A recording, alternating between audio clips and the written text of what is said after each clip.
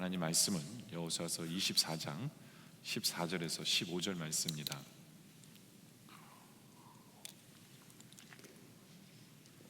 교독해서 읽을까요? 그러므로 이제는 여호와를 경외하며 온전함과 진실함으로 그를 섬기라. 너희 조상들이 강 저쪽과 애굽에서 섬기던 신들을 치워버리고 여호와만 섬기라.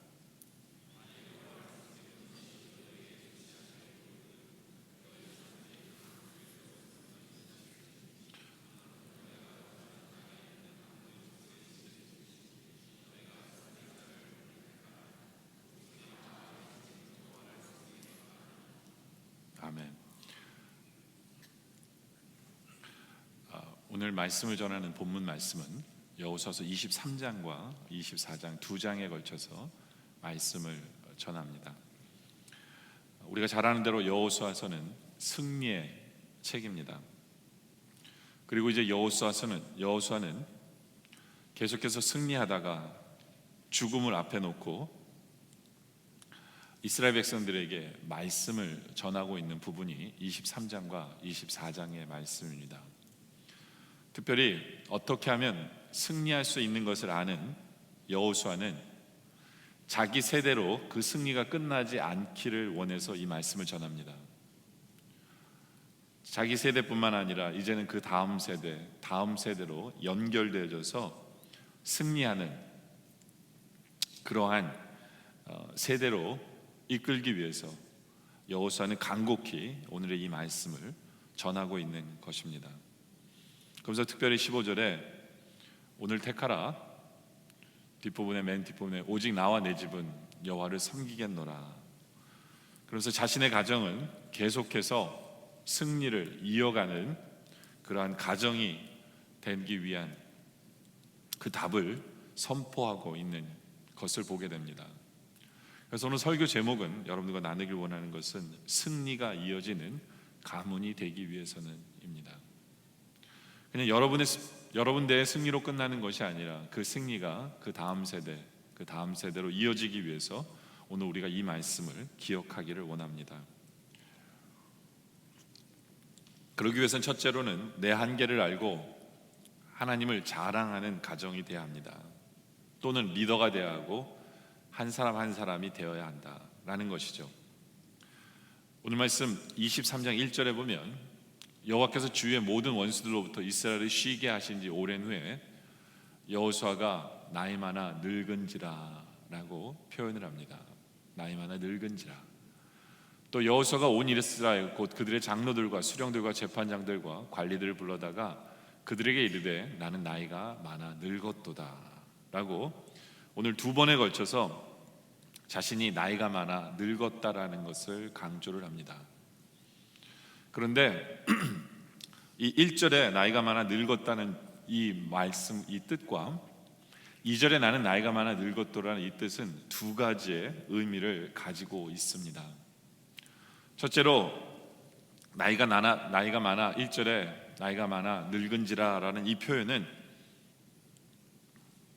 여호수아는 자기가 나이가 많기 때문에 늙은 것을 부끄럽게 생각하지 않는다라는 것입니다.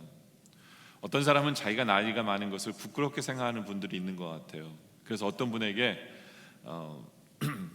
80 정도 되신 분에게 연세가 어떻게 되세요? 그러면 나이는 묻지 말라고, 한 50으로 내 나이는 멈췄다고 이렇게 얘기하시는 분들이 있습니다. 그런데 어떤 분들은 자신의 나이를 자랑스럽게 이야기합니다. 저는 77입니다. 이렇게 자신의 나이를 정확하게 자랑스럽게 이야기를 합니다. 그러면서 그 말씀을 이렇게 이어가죠. 바로 그 77년의 세월 동안 저는 하나님의 은혜로 산 세월이고 그 77년은 하나님이 나에게 역사해 준 시간들이었다라는 그런 고백을 합니다. 다시 말해서 그렇게 고백하는 그 이유는 왜 나이가 자랑스러우냐? 그 이유는 하나님 때문에 그런 거예요. 하나님 때문에.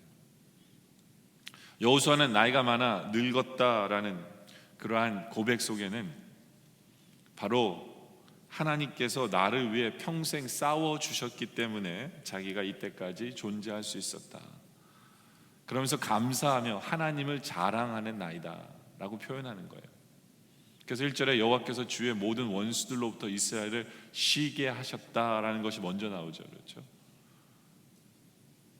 하나님이 다 싸워주셔서 승리하게 하셔서 드디어 이제 그의 나이에, 나이가 많아 늙었는 그 나이에 잠깐의 쉼을 가질 수 있게 한 것, 그것은 모두 하나님 때문이다. 하나님을 자랑하는 거예요. 하나님께서 나를 위해 싸워주셨기 때문에 나는 승리하는 것이다. 근데 물론 우리가 조심해야 될 게 있어요. 하나님이 나를 위해 싸워주시면 맞는데 조심해야 될 건 뭐냐면, 내 뜻을 이루기 위해 하나님을 끌고 다니는 것은 아니에요. 그러면 그것은 우리의 잘못입니다. 하나님의 전쟁에서 하나님이 승리하게 하시도록 우리는 도구가 되는 것, 그게 우리의 목표가 되고 그게 우리의 사명이 돼야 돼요. 내 전쟁에서 하나님을 끌어들여서 하나님이 내 전쟁을 이기게 해주시는, 그것은 목표가 되어서는 안 되죠. 그것은 하나님을 자랑하는 것이 아니죠. 그렇죠? 그리고 여호수아는 바로 하나님을 자랑하는 이러한 간증을 하면서 여호수아는 이러한 고백을 합니다. 여호수아서 24장 8절에 보면, 오직 너희 하나님 여호와께 가까이 하기를 오늘까지 행한 것 같이 하라 라고 말합니다. 그러니까 계속해서 하나님을 자랑하는 삶을 살기 위해서 제일 중요한 게 뭐냐면 하나님을 가까이 해야 된다라는 거예요. 좀 더 정확히 말하면 하나님을 단단히 붙잡고 쫓아가라는 거예요. 하나님이 오른쪽으로 가시면 오른쪽으로, 우리도 오른쪽으로, 왼쪽으로 가시면 우리도 왼쪽으로, 먼 발치로 따라가는 것이 아니라 하나님께 바싹 붙어서, 달라붙어서 쫓아가라라는 거예요. 그러면 어떤 전쟁에서도 하나님은 우리를 위해 싸워주실 것이기 때문에 이길 것이다. 그러면서 그렇게 되면 우리의 인생은 어떻게 되느냐, 여호수아서 23장 10절에 보면 너희 중 한 사람이 1000명을 쫓으리니, 그렇죠? 이는 너희의 하나님 여호와 그가 너희에게 말씀하신 것 같이 너희를 위하여 싸우심이라. 하나님이 싸워주시기 때문에 일당천이 되는 거예요. 내가 한 사람이 1000명을 이기게 하신다라는 것이 하나님의 약속입니다. 성경에 보면 수많은 일당 100, 5명에 100명, 여러 가지 약속들이 있는데, 여호수아는 그의 일생을 통해서 그의 고백이 뭐냐면 일당천이에요. 한 사람이 1000을 이기게 하시는 것이 하나님이시다라는 거예요. 저는 우리 이 자리에 함께한 성도님들이 하나님께 이런 기도가 있기를 원합니다. 하나님, 나 이 한 사람으로 말미암아 1000명이 복을 받게 해주세요 라는, 이것이 여러분의 기도의 제목이기를 원합니다. 나 한 사람으로 인하여 우리의 온 가문이 복을 받게 하시고 우리의 공동체가, 내가 속한 사회가 복을 받게 하여 주세요. 하나님, 내가 한 사람을 전도했지만 그 한 사람으로 말미암아 또 1000명이 전도해지는 그런 놀라운 역사를 만들어 주세요.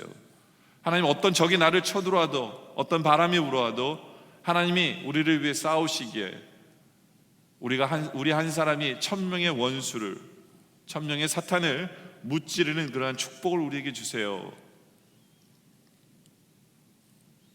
이것이 우리의 기도이기를 원합니다. 그리고 우리는 이 말씀 앞에 믿음으로 반응하기를 원합니다.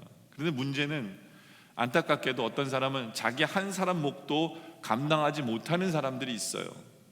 아내를 주었더니 그 아내를 망가뜨리고, 남편을 주었더니 남편을 망가뜨리고, 자식을 줬는데 자식도 망가뜨리고, 가족에게 고통을 주고 눈물을 흘리게 만드는 사람들도 있어요.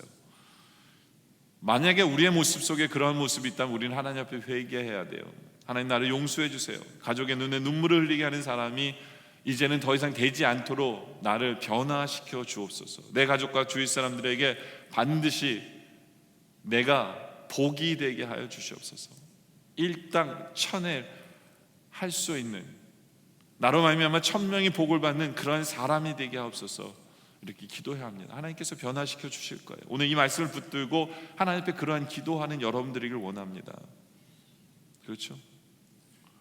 근데 그게 내가 위대해서 일당천이 아니에요. 내가 하나님과 가까이 하기 때문에, 하나님을 붙들기 때문에, 하나님을 의지하기 때문에, 하나님이 싸워주시기 때문에 일당천이 되는 거고, 그 인생은 하나님의 영광을 드러낼 수밖에 없고 하나님을 자랑할 수밖에 없어요. 그러한 삶을 산다면 저는 이러한 긴 시간을 살았습니다 얘기하면 사람들이 봐요. 아, 하나님이 함께하는 사람이었구나, 하나님이 싸워주셨구나, 그럴 때 우리의 보낸 시간은 자랑스럽네요. 그런 여러분들이 원해요. 여러분들이 지금 몇 살이든지 간에 여러분의 인생이 살아온 숫자가 창피하지 않기를 원해요. 하나님이 자랑하는 그러한 여러분의 인생이길 원합니다. 또 여호수아는 나는 나이가 많아 늙었다라는 이 표현은 두 번째로는 자신의 한계를 고백하는 그러한 고백입니다. 우리가 아까 읽었던 2절 말씀을 다시 한번 돌아갈까요? 제가 써놓친 뒤로 돌아가면요, 2절을 보면, 그러니까 2절에 보면 여호수아가 온 이스라엘 곧 그들의 장로들과 수령들과 재판장들과 관리들을 불러다가 그들에게 이르되 나는 나이가 많아 늙었다라고 고백을 합니다. 이거는 왜 그 사람들에게 나이가 많아 고백하는 표현이냐면 1절과 좀 다른 게 뭐냐면 이제는 자기의 일을 그만두고 물려줄 때가 되었다라는 표현이에요. 다시 말해서 여호수아는 이때까지 늘 승리하던 사람이에요. 뭐든지 자기가 맘먹은 대로 하나님께서 해주셨고 자기가 맘먹으면 할 수 있는 사람이에요. 그런 사람은 자칫 잘못하면 교만해지기가 쉽습니다. 그런데 여호수아는 자신의 한계를 정확히 아는 사람이에요. 아, 여기까지가 내가 할 일이구나. 그리고 내 능력은 여기까지구나.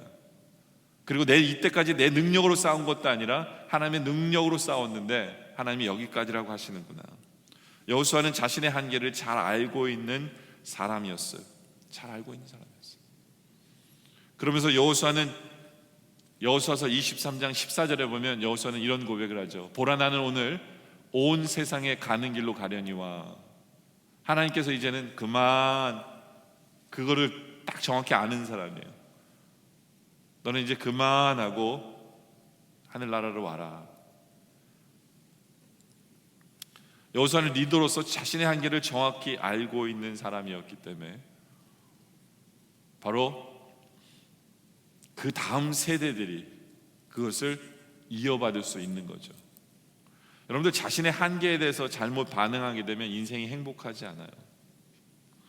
만약에 여호수아가 이제 나이가 많아 늙었는데도 그것을 깨닫지 못하고 지도자 자리에 연연하여 끝까지 붙잡으려고 했다면 그는 불행하게 인생을 마감하고 말았을 거예요. 그런데 여호수아는 자신의 한계를 알았고 하나님의 시간표에 따라서 인생을 잘 마무리 질 수 있는 그런 사람이었어요. 그는 자신의 한계를 알고 하나님의 시간표를 잘 알고 있었기 때문에 행복한 존재였고 그 인생은 끝까지 승리했다라고 고백할 수 있는 인생이 된 거예요. 이것은 시간의 한계만 적용되는 것이 아닙니다. 능력의 한계도 마찬가지고 지경의 한계도 마찬가지예요. 우리가 하나님께서 우리에게 주신 큰 비전을 붙잡고 열심히 달려가는 건 너무나도 중요합니다. 그러나 무작정 자신의 한계를 뛰어넘는 꿈을 꾸는 것은 어리석은 일입니다. 그런 사람은 계속해서 자신의 한계에 부딪히고 반복적인 좌절로 인해 불행한 존재가 되고 마는 거예요. 이런 면에서 다윗은 굉장히 지혜로운 사람이다라는 것을 알게 되는데, 다윗이 쓴 시편 13편 1절에 보면 다윗이 이런 고백을 해요. 여호와여, 내 마음이 교만하지 아니하고 내 눈이 오만하지 아니하며 내가 큰 일과 감당하지 못할 놀라운 일을 하려고 힘쓰지 아니하나이다 라고 말씀합니다. 다윗은 어떤 면에서 무모하게도 골리앗을 무찌른 사람이기도 해요. 그러나 다윗은 늘 평생 살면서 자신의 능력의 한계에 넘어서는 일은 하지 않으려고 하는 사람이었다라는 거예요. 내가 큰 일을 감당하지 못할 놀라운 일을 하려고 힘쓰지 아니하였다. 하나님의 한계 속에서 하나님이 하라고 하시는 일을 자기가 하는 거지, 그렇죠? 자기가 뭔가를 더 그렇게 살지 않았다는 거예요. 그렇게 살다 보니까 다윗의 인생은 항상 시편 131편 2절에 보면 이런 고백을 하죠. 실로 내가 내 영혼으로 고요하고 평안하게 하기를 젖된 아이가 그의 어머니 품에 있는 것 같게 하였나니 내 영혼이 젖된 아이와 같도다. 젖된 아이가 엄마의 품속에서 있는 것, 그 모습이에요. 어머니 품속에서 다른 것은 필요가 없어요. 그러니까 오직 하나님의 품속에서 참 평안과 고요 속에서 주님만 만족하고 있는 그 인생의 모습을 보게 돼요. 참 다윗은 수많은 것들을 행했어요. 우리는 그래서 굉장히 바쁜 사람이고 굉장히 막 그런 생각을 하지만 다윗은 자신의 한계를 정확히 알고 교만해지지 않으려고 했어요. 그 한계를 뛰어넘는 일을 하지 않았습니다. 하나님이 하라고 하나님께서 도전 주시고 하나님께서 하라는 일을 해요. 그래서 늘 다윗이 제일 좋아하는 게 뭐냐면 하나님 품속에 있는 거예요. 하나님 품속에. 여러분들, 우리가 신앙생활하는 가운데 실패하는 요인 중에 하나가 욕심이라는 거예요. 욕심. 야고보서 4장 1절에 보면 너희 중에 싸움이 어디로부터, 다툼이 어디로부터 나느냐? 너희 지체 중에서 싸우는 정욕으로부터 나는 것이 아니냐? 너희는 욕심을 내어도 얻지 못하며 살인하며 시기하여도 능히 취하지 못함으로 다투고 싸우는도다. 너희가 얻지 못하면 구하지 아니하기 때문이요 구하여도 받지 못하면 정욕으로 쓰려고 잘못 구하기 때문이라 라는 말씀이 있습니다. 여러분들, 우리가 왜 싸우고 다툽니까? 욕심 때문에 그래요. 욕심 때문에. 그리고 욕심을 낸다고 얻어지는 게 아니거든요. 심지어는 욕심 때문에 2절에 보면 살인하고 시기합니다. 그렇다고 해서 채울 수 있는 게 아니에요. 욕심은 기도도 응답이 안 되게 해요. 여러분들, 우리는요, 하나님께서 우리에게 주신 그러한 뜻과 비전과 그것에 대해서 열심히 해야 돼요. 그러나 나의 욕심으로 하나님의 뜻이 헷갈려서는 안 돼요. 그것이 구분돼야 돼요.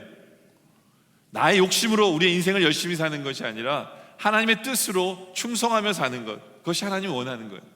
우리 한계를 제대로 알아서 내 힘으로는 혼자서 감당할 수 없는 것도 알고, 오직 우리는 하나님을 의지하고 붙들면서 하나님이 원하시는 시간과 하나님이 원하시는 방법으로, 하나님이 원하시는 일을 하나님의 능력으로 그 일을 행하는 것, 그것이 오직 승리의 길입니다.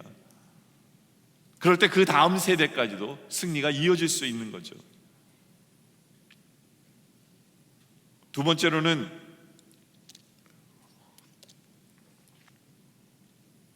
승리가 이어지는 가문이 되기 위해서는 조심해서 잘못된 불신은 꺼야 합니다. 우리가 잘 아는 대로 여호수아는 평생을 승리한 사람이에요. 한 번 졌어요. 그것도 아주 작은 전쟁을. 나머지는 다 승리한 사람이에요. 근데 이게 승리한 사람은요, 자칫 잘못하면 교만할 수 있어요. 승리한 사람은 계속해서 그냥 승리만 남아있을 거라고 생각해요. 근데 여호수아가 승리할 수 있었던 것은 매번 그는 조심하는 사람이었어요. 자신의 생애를 돌아보는 사람이었어요. 하나님의 관계를 돌아보는 사람이었어요. 하나님 앞에서 어떻게 하면 늘 거룩하게 하나님의 뜻을 이루며 하나님의 뜻이 무엇인가를 그러한 고민하는 사람이었어요. 그러다 보니까 그 여호수아가 죽음을 앞에 놓고 이스라엘 백성들에게 유언을 하는 장면을 보면 그의 성격이 드러나요. 승리에 따라서 마냥 무조건 승리가 개런티 된다고 생각하지 않아요. 솔직히 여호수아는 그의 삶 속에서 홍해가 갈라지는 것도 경험했고, 요단강이 갈라지는 것도 경험했고, 돌기만 했는데 여리고성이 무너지는 것을 경험했고, 또 태양과 달이 멈추는 그 기적도 경험한 사람이에요. 그래서 그는 전승을 했다고 해도 과언이 아니에요. 그런데 그것을 체험한 여호수아는 이스라엘 백성에게 유언의 말을 남길 때 참 약간 비꼬는 투로 얘기해요. 보세요. 여호수아 24장 15절에 만약 여호와를 섬기는 것이 너에게 좋지 않게 보이거든 너희 조상들이 강 저쪽에 섬기던 신들이든지 또는 너희가 거주하는 땅에 있는 아모리 족속의 신들이든지 너희가 섬길 자를 오늘 택하라. 오직 나와 내 집은 여호와를 섬기겠노라. 약간 뒤틀어서 얘기하죠. 그냥 이렇게 얘기하면 되잖아요. 우리로 승리케 하신 하나님만을 너희는 섬겨라. 그렇죠? 그래서 오직 나와 내 집은 여호와를 섬기겠노라. 근데 너에게 좋지 않게 보이거든. 그래서 약간 부정적인 의미로 부정적인 어떤 그런 뉘앙스를 풍겨요. 물론 백성들은 뭐라고 얘기합니까? 16절에 백성이 대답하되 우리가 결단코 여호와를 버리고 다른 신들을 섬기기를 하지 아니하오리니라고 약속을 합니다.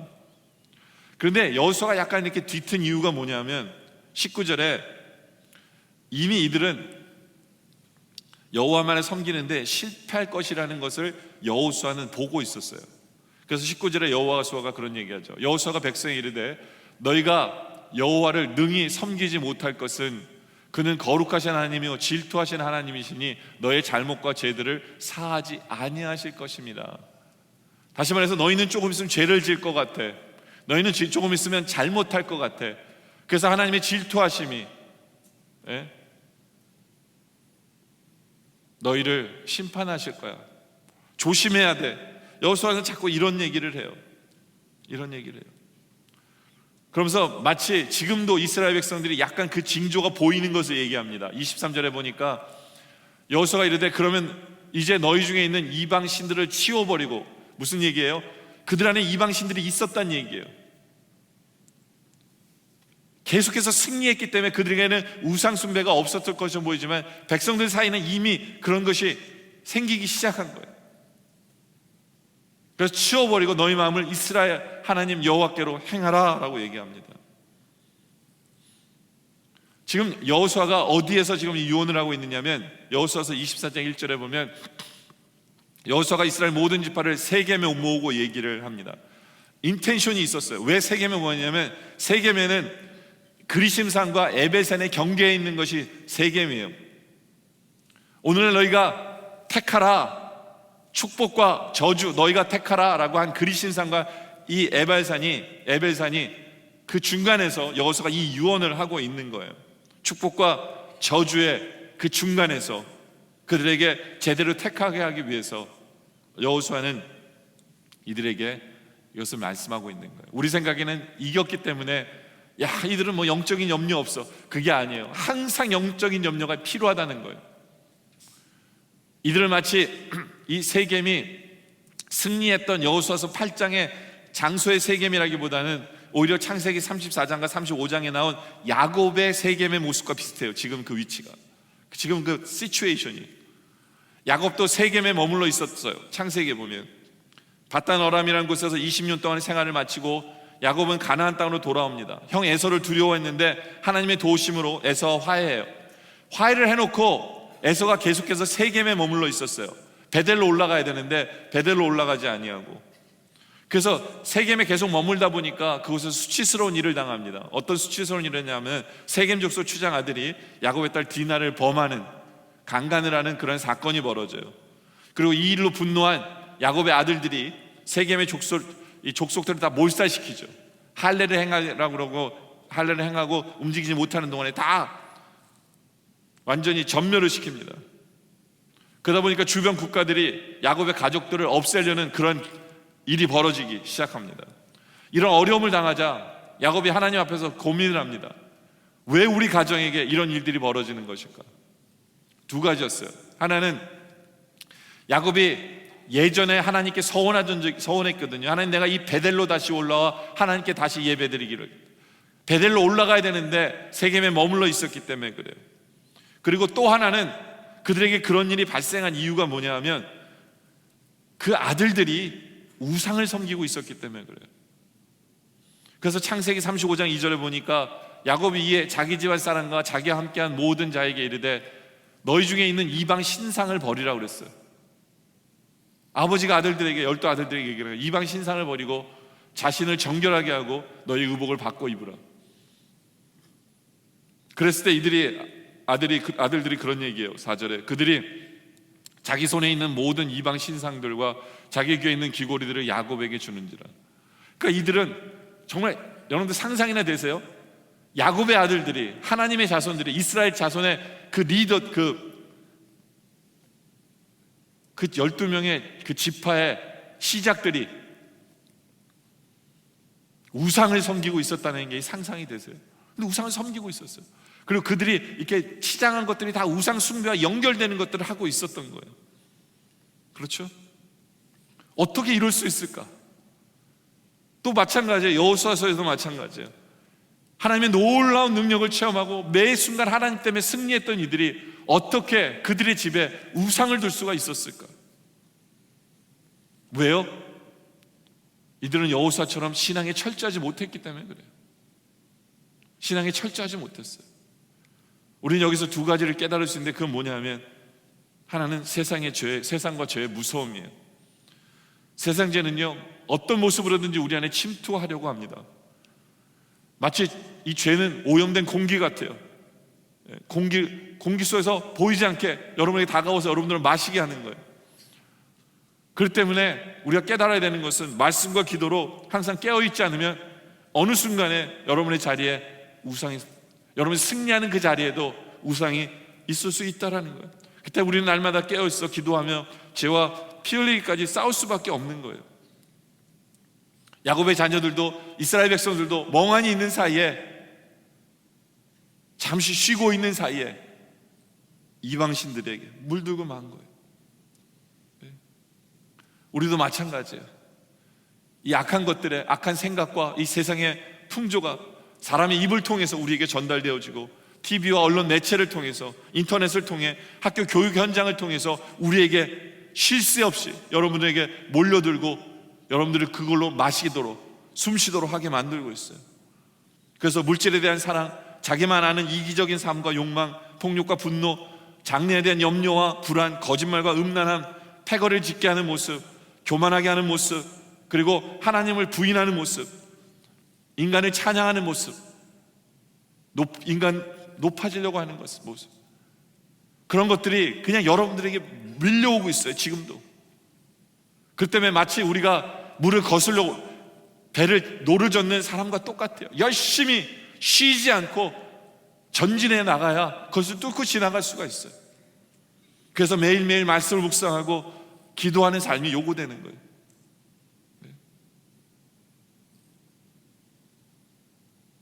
그리고 우리가 기억해야 되는 것은, 이 신앙이 인격화되기 위해서는 오랜 시간이 걸린다는 것을 우리는 알아야 돼요.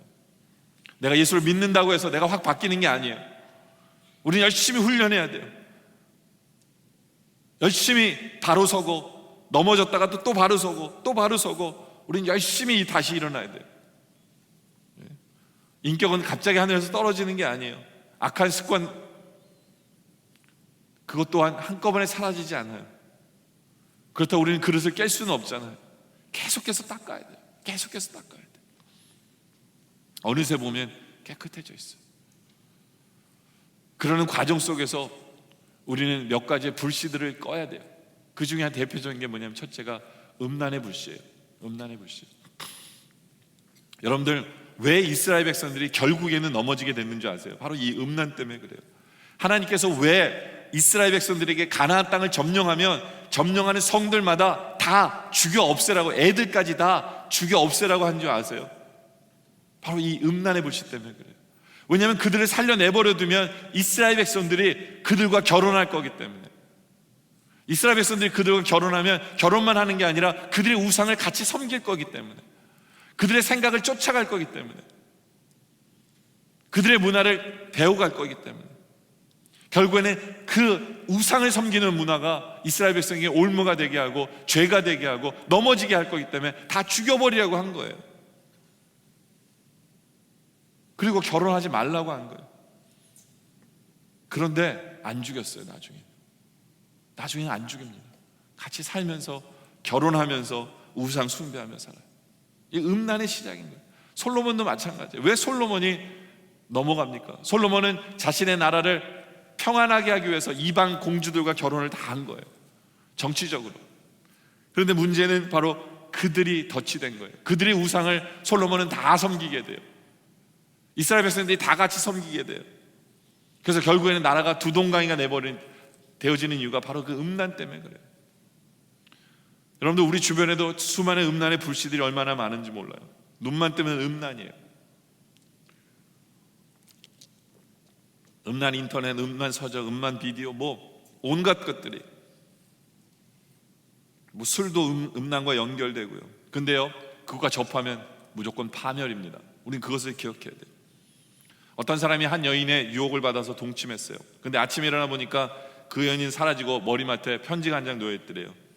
에이즈 가족이 된 것을 환영합니다. 내가 에이즈가 걸려서 세상이 싫으니까 한 명이라도 더 걸려 죽게 하겠다는 악한 생각을 가진 사람들이 얼마나 많은지 몰라요. 그것이 음란의 모습이에요. 음란의 실체예요. 그렇기 때문에 우리는 어떻게든지 음란의 불씨를 제거하지 않으면 우리는 어느 순간에 그것 앞에 넘어지고 있는 것을 보게 돼요. 두 번째는 음란의 안일의 불씨를 꺼뜨려야 돼요. 여러분들, 이스라엘 백성들은 사방에 적들이 아직도 많이 남아있는데 안일하게 살았어요. 여호수아는 평생을 정복했지만 아직도 많이 남아 있었거든요. 근데 늘 이겼기 때문에 이스라엘 백성들은 점점 안일해집니다. 그게 문제인 거예요. 하나님을 의지하고 나가서 싸우면 일당천의 능력을 발휘할 수 있는데, 하나님이 대신 싸워 주실 텐데, 이스라엘 백성들은 싸울 생각이 점점 없어져요. 안일해집니다. 아무리 위험하더라도 싸워야 하는데, 아무리 아파도 점령해야 하는데, 이스라엘 백성들은 여호수아가 이제는 쉬자, 또 죽자, 더 이상 전쟁을 포기합니다. 이 정도면 되겠지. 안일의 그 불씨 때문에 그들은 해야 될 일을 하지 않습니다.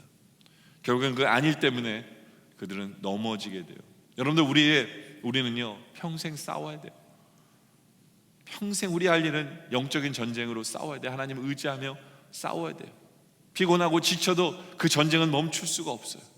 우리가 이겼더라도 또 싸워야 돼요.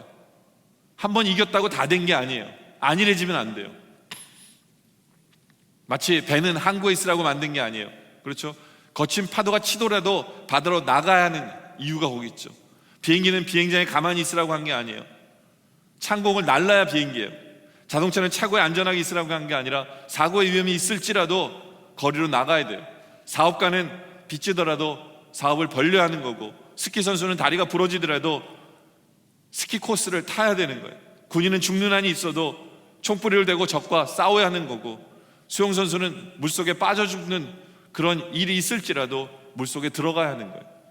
마찬가지예요. 우리 신앙인들은 사탄과 싸워야 하는 거예요.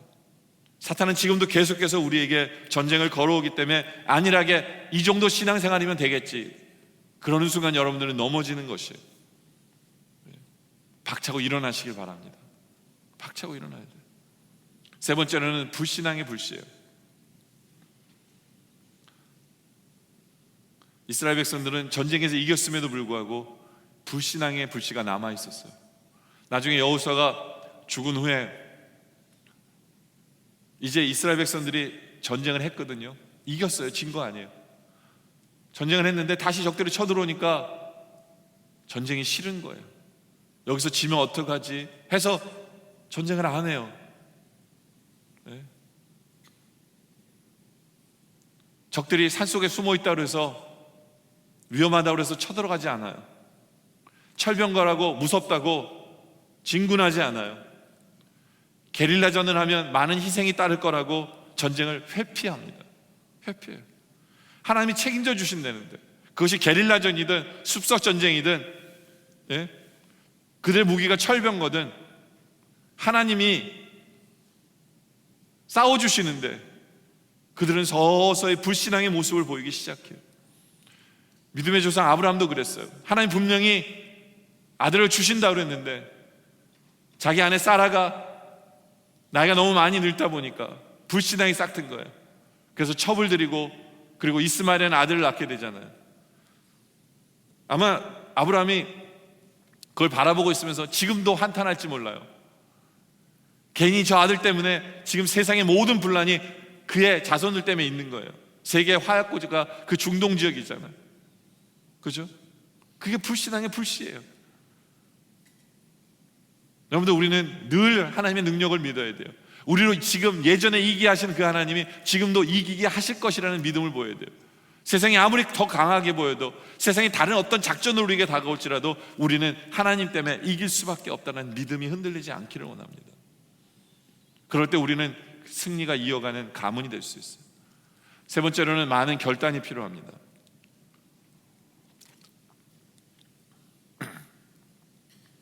성경은 우리가 언제든지 변질될 수 있기 때문에 늘 경고의 말씀을 전해요. 모세도 이렇게 경고합니다. 이스라엘 백성에게. 신명기 8장 14절에 보면 내 마음이 교만하여 내 하나님 여호와를 잊어버릴까 염려하노라. 여호와는 너를 애굽 땅 종되었던 집에서 이끌어내시고. 그렇죠? 항상 우리 믿음의 이 선배들은요, 항상 우리가 누군지를 알고 있었어요. 가만 내버려두면 변질돼요. 가만 내버려두면 교만하게 돼서 하나님이 잊어버려요. 그래서 가만 내버려두면 17절에 그러나 내가 마음에 이르기를 내 능력과 내 손의 힘으로 내가 이 재물을 얻었다 할까 하노라. 내버려두면 자기들이 한 줄 알아요. 그래서 내 하나님 여호와를 기억하라. 당부하는 거예요. 신신당부하는 거예요. 그가 내게 재물을 얻을 능력을 주셨습니다.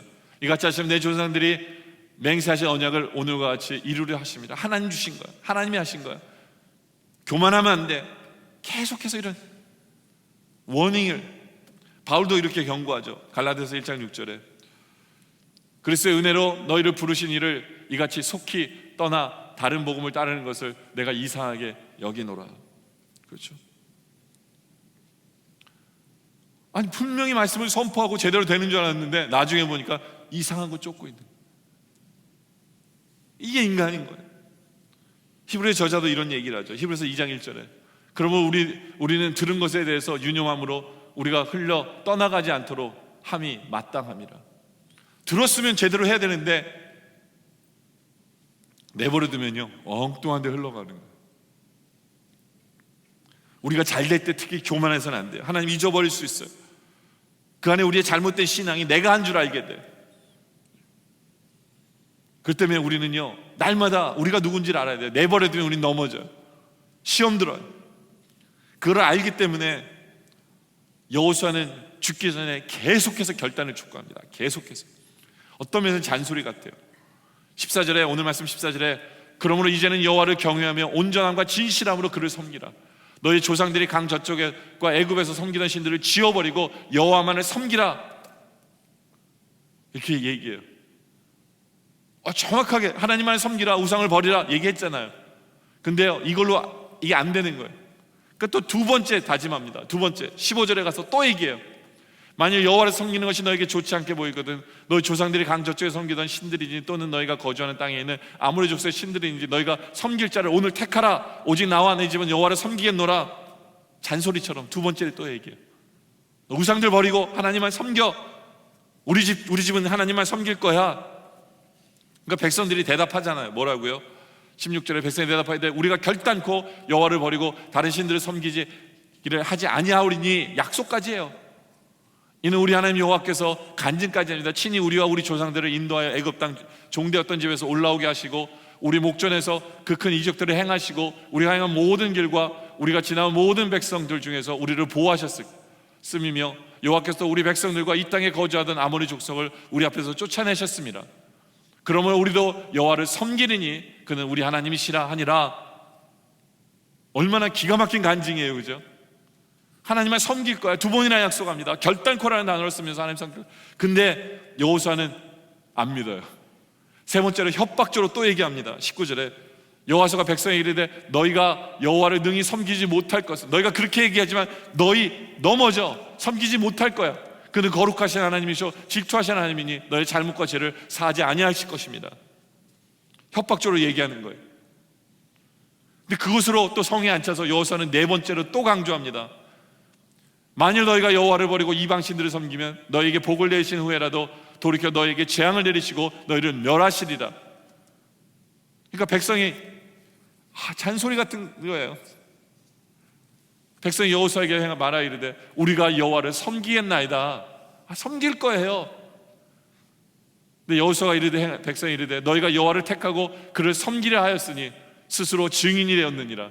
이제는 법정인 용어까지 쓰면서 너희가 이제는 증인이야. 그들이 이르되 우리가 증인이 되었나이다. 또 약속하는 게 우리가 증인이 되었습니다. 맞아요. 증인 맞아요. 그렇죠? 그러니까 여호수아가 이제 여섯 번째로 또 얘기해요. 23절에 여호수아가 이르되 그러면 이제 너희 중에 있는 이방신들을 치워버리고 너희의 마음을 이스라엘 하나님 여호와께로 향하라. 또 얘기해요. 백성이 또 얘기합니다. 백성이 여호수아에게 이르되 우리 하나님 여호와를 우리가 섬기고 그의 목소리를 우리가 청종하리이다 하는지라. 근데 여섯 번으로 끝나지 않아요. 일곱 번째 또 여호수아가 얘기해요. 그날에 여호수아가 세겜에서 백성과 더불어 언약을 맺습니다. 그들을 위하여 율례와 법도를 제정까지 합니다. 법까지 만들어가지고 써가지고 이렇게 살아야 돼. 여호수아는요 인간이라는 걸 너무나도 잘 알고 있었어요. 그러니까 다짐하고 또 다짐한 거예요. 7중으로 다진 거예요. 7번에 걸쳐가지고 7번을 걸쳐. 마치 하나님만을 섬기겠습니다라고 말하는 그들을 못 믿겠다는 듯이 찬물을 끼얹는다 하시니 계속된 결단을 통해서 결단을 촉구합니다. 여러분들, 이것이 우리의 신앙의 모습이어야 돼요. 우리는 다지고 또 다지고 약속하고 정말 우리는 모든 것을 거기에 걸어야 돼요. 그렇지 않은 순간 우리는 넘어져요. 기원전 49년 1월 11일 줄리어스 시저는 이런 유명한 말을 하죠. 주사위는 던져졌다 라는 말과 함께 군대를 이끌고 갈리아와 이탈리 국경인 루비콘 강을 건너 로마로 진격을 합니다. 당시 로마를 장악하고 있었던 폼페우스에게 전쟁을 선포한 거예요. 일단 루비콘 강을 건너서 로마의 핵심으로 진입하면 돌아올 길이 없다는 것을 너무나도 잘 안 그는 이런 유명한 얘기를 하는 거예요. 주사위를 던져졌다. 줄 중에 하나요. 죽든지 점령하든지. 그래서 시전을 루비콘을 건너가는 결심한 후 그 목표에 모든 것을 맡겨버립니다. 그리고는 의연한 결심으로 그는 폼페우스 전쟁에서 완전한 승리를 거두고 세 마디로 유명한 보고를 하죠. 왔노라, 보았노라, 이겼노라. 어떻게 이길 수 있었어요? 주사위를 던져졌다라는 그 말, 돌아갈 수 없다라는 거예요. 마찬가지예요. 우리가 예수를 믿는 그 순간 우리는 앞으로 진격해야 돼요. 앞으로 나아가야 돼요. 돌아갈 수 없어요. 계속해서 결단하며 부추기며 우리는 앞으로 나아가야 돼요. 그래야 우리는 쓰러지지 않아요. 그래야 우리는 승리해요. 잠시 안일해서 내버려두면 어느 순간 사탄이, 우상이 우리를, 세상의 유혹이 우리를 흔들어놔요. 그때 우리는 날마다 결단해야 돼요. 그리고 그것이 곧 형통의 비밀이에요. 여호수아서 1장 7절에 오직 강하고 극히 담대하여 나의 종 모세가 내게 명령한 그 율법을 다 지켜 행하고 우로나 좌로나 치우치지 말라. 그러면 어디든 가든지 형통하리라. 매 순간 우리는 결단하면서 우로나 좌로나 조금도 반걸음이라도 치우치지 말고 우리는 강하고 담대하게 힘있게 결단하면서 앞으로 나아가는 것, 하나님만을 선택하며 나아가야 돼요. 신앙은요, 강요도 아니고 우연도 아니에요. 우리의 선택입니다. 우리의 선택이에요. 힘든 길이에요. 그럼 우리는 선택하고 나아가야 돼요. 예수님께서는 자신을 따르겠다고 하는 사람들에게 예수님이 그런 말씀하셨죠. 마태복음 8장 20절에 예수께서 이르시되 여우도 굴이 있고 공중의 새도 거처가 있을 때 인자는 머리 둘 곳이 없어. 이게 예수 믿는 사람의 모습일 수 있어요. 이 땅에서 모든 걸 못 누리며 살 수 있어요. 이 땅에서 예수를 섬긴다는 게 정말 힘든 길이고 십자가의 길일 수 있어요. 그럼에도 불구하고 우리는 오직 나와 내 집은 여호와를 섬기겠노라는 그 단호한 결단이 우리에게 있어야 돼요. 그럴 때 자녀들이 따라오게 돼요. 네? 나와 내 집이라는 것은 나를 빼고가 아니에요. 나를 포함해서요. 내가 먼저라는 거예요. 그 결단이 우리에게 필요한 거죠. 여러분들 목회를 하다 보면 여호와가 왜 또 다지고 잔소리처럼 왜 또 말하고 또 하고 7번이나 얘기하는지 이해가 돼요. 성도들 중에는 하나님 말씀에서 그렇게 너희는 심판받을 거고 멸망할 거고 그런 길로 가면 안 될 거라고 얘기하는데 안타깝게도 끝까지 불나방처럼 뜨거운 불에 다가가서 결국엔 타 죽는 그런 성도들이 있어요. 그러니까 불나방 같은 성도들이 있어요. 꼭 경고를 무시해요. 또 성도들 중에는 뜨거운 용광로처럼요, 뜨거울 땐 되게 뜨거워요. 근데요, 식을 때는 완전히 냉동고예요. 뜨거웠다 식었다 뜨거웠다 식었다. 네. 그런 염려스러운 성도들도 있어요. 또 성도들 중에는 목회자가 성경을 통해서 아무리 호소하고 근데 평생 감동이 없어요. 그거는 우의독경형 성도죠. 그렇죠. 소기의 경읽기예요. 그런 성도들이 있어요. 여호수아 시대나 지금도 똑같아요. 여호수아와 똑같아요. 그때 우리 스스로가 선택하고 결단하며 주님을 섬기며 나아가야 돼요. 한순간도 늦춰서는 안 돼요. 그래야 우리는 그 다음 세대에 우리의 신앙을 전수할 수가 있어요. 그리고 승리로 이어지는 가문이 될 수 있는 거죠. 이제 말씀에 결론을 내리죠. 결론을 내립니다. 여호수아서 23장 11절에 보면 여호수아가 참 재밌는 얘기를 해요. 그러므로 스스로 조심하여 너희 하나님 여호와를 사랑하라. 아니, 사랑하라 하면 되지 무슨 조심해서 라는 얘기를 할까요? 왜 조심하라고 그러냐면 이스라엘 백성이 계속 이겼잖아요. 이기다 보니까 하나님을 만만하게 볼 수 있었어요. 하나님을 만만하게. 여러분도 우리도 마찬가지예요.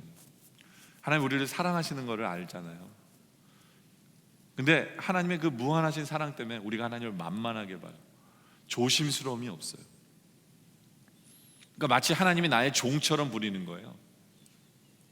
그래서 내가 필요할 때마다 하나님 찾아요. 하나님 와서 싸워주세요. 그게 아니에요. 우리는 조심해야 돼요. 우리는 늘 교만하면 안 돼요. 우리의 한계를 알고, 그리고 늘 우리는 하나님을 자랑해야 돼요. 하나님 우리를 정말 많이 사랑하시지만 우리가 정말 하나님을 사랑한다는 것은 하나님을 자랑해야 돼요. 내 자랑을 해서는 안 돼요. 내 자랑을 해서는 안 돼요. 그런 조심이 필요해요. 우리가 아무리 늘 승리한다고 그래서 우리가 잘난 게 아니에요. 우리가 잘난 게, 우리를 늘 돌아봐야 돼요. 우리 안에 잘못된 불씨가 엄청난 불을 만들까? 우리는 말씀을 통해, 묵상을 통해 우리를 돌아봐야 돼요. 음란의 불씨가 있다면 바로 꺼버려야 돼요. 안일의 불씨가 있다면 꺼버리고 일어나서 해야 될 일을 해야 돼요. 조금이라도 불신앙의 모습이 있다면 다시 신앙의 모습으로 우리를 다져야 돼요. 그러면서 나와 내 집은 여호와를 섬기겠습니다, 하나님. 그런 계속된 결단을 해나가요. 이게 조심스럽게 하나님을 사랑하는 모습이에요. 한 번 했다고 다 된 것처럼, 한 번 하나님을 사랑했다 그래서 나는 평생 하나님을 사랑할 수 있는 것처럼 착각하지 마세요. 우리는 매 순간 조심하면서, 우리를 돌아보면서 그렇게 하나님을 사랑하며 나아가야 돼요. 그리하여 어떠한 순간도, 어떠한 한순간도, 한 1초라도 흔들리지 않고 제대로 승리하며 제대로 그 신앙을 여러분의 자손들에게 전수하는, 그래서 승리가 이어지는 그러한 가문이 되어지는 여러분의 가정, 여러분의 모습 되어지시기를 주님의 이름으로 축원합니다. 기도드리겠습니다.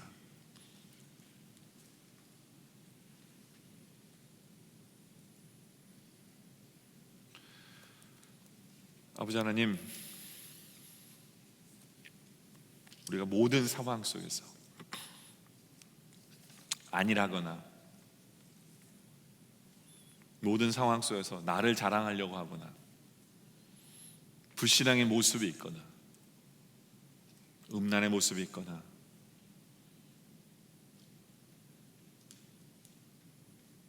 안락하려고 하는 그런 모습이에요. 안위하려고 하는 그런 모습입니다. 이런 모든 것들을 결단하며 버려버리게 하여 주시옵소서. 오직 나와 내 집은 주님만을 섬긴다는 그 계속되는 결단을 통해, 우리를 계속해서 돌아봄을 통해, 그리고 모든 승리 속에서도 주님을 더욱더 붙들고 주님과 가까이 함으로 말미암아 매일매일의 삶 속에 일당천의 삶을 살아가게 하여 주시옵소서. 나로 말미암아 1000명이 복을 받게 하여 주시옵소서. 나로 말미암아 1000명이 전도되어지는 역사가 있게 하여 주시옵소서. 바로 주님을 가까이 하게, 주님이 싸워주시게, 주님 때문에 계속된 승리가 선포되게 하시고, 그 승리가 나로 끝나는 것이 아니라 우리 다음 세대에 승리로 이어지게 하여 주시옵소서. 그러기 위해서 매 순간 주님 선택하며 주님 결단하며 나아가게 하여 주시옵소서. 예수님의 이름으로 기도드립니다.